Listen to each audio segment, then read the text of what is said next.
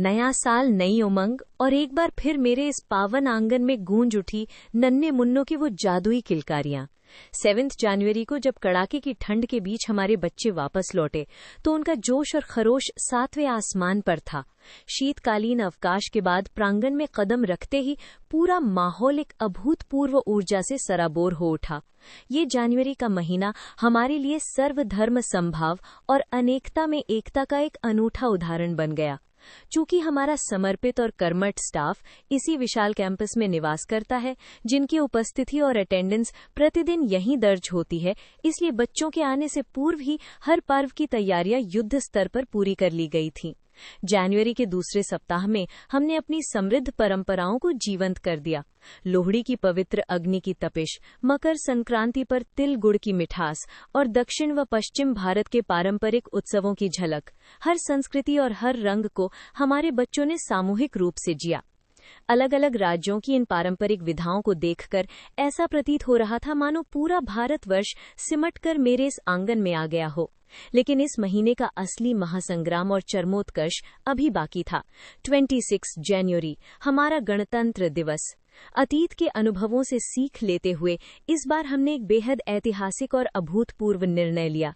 हमने तय किया कि इस बार हम कहीं बाहर नहीं जाएंगे, बल्कि अपने इसी विशाल कैंपस में राष्ट्रभक्ति का ऐसा ज्वार उठाएंगे जिसकी गूंज दूर दूर तक सुनाई दे। तीसरे सप्ताह से ही पूरा विद्यालय एक छावनी की तरह अनुशासन और कलात्मक तैयारियों में जुट गया। और फिर आया हो गौरवमयी चौथा सप्ताह। चांदना गांव के इतिहास में ये एक स्वर्णिम दिन था। हमने पूरे गांव को, एक एक ग्रामीण को ससम्मान अपने विद्यालय प्रांगण में आमंत्रित किया। जब गांव के बुजुर्ग, युवा और महिलाएं हमारे साथ जुड़े तो गणतंत्र का उत्सव साक्षात जन उत्सव बन गया।